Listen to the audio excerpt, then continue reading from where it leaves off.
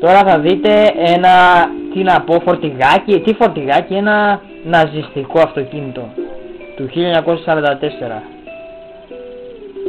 Στα 109 άλογα, 3.900 τροφές, 985 κυβικά. Για να ακούσουμε μηχανή.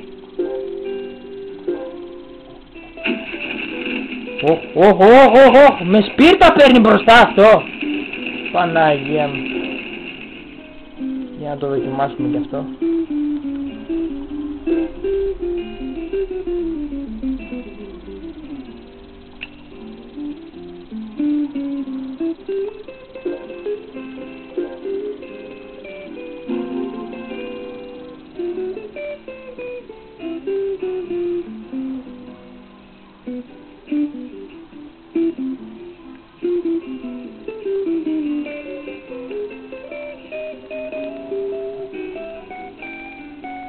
Απορώ θα τρέξει καθόλου αυτό το σαραπατράκι.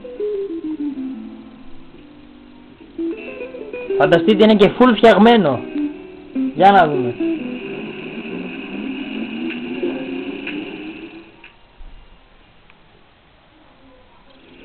Και ξεκινάμε. Το βλέπετε εδώ. Έχει και κόρνα.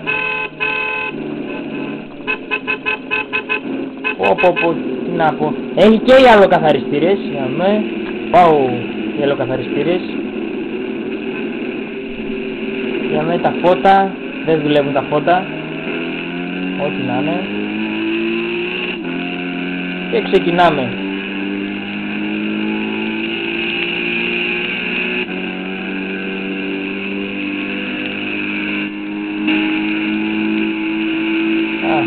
Την παγαζιέρα εδώ πίσω. Ο Θεός δεν την κάνει παγαζιέρα. Παναγιά μου. Κοιτάξτε πώς επιταχύνει.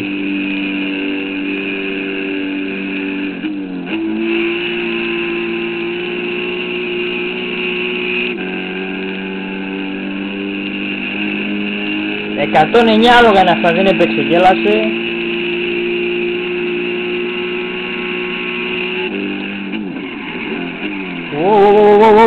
Χειροφρενιές.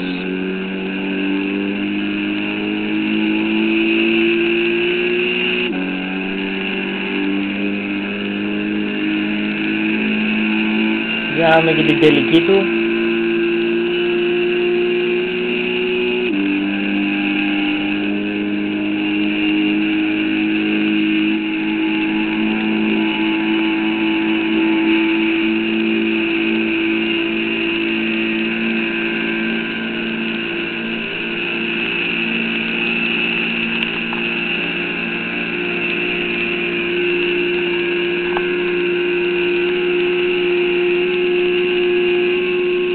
«191, 192». Δεν πιστεύω να πηγαίνει παραπάνω.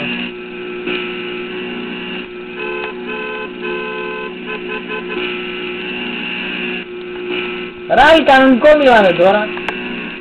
Απορώ πως οδηγούσαν και οι Ναζί τότε. Περίεργο.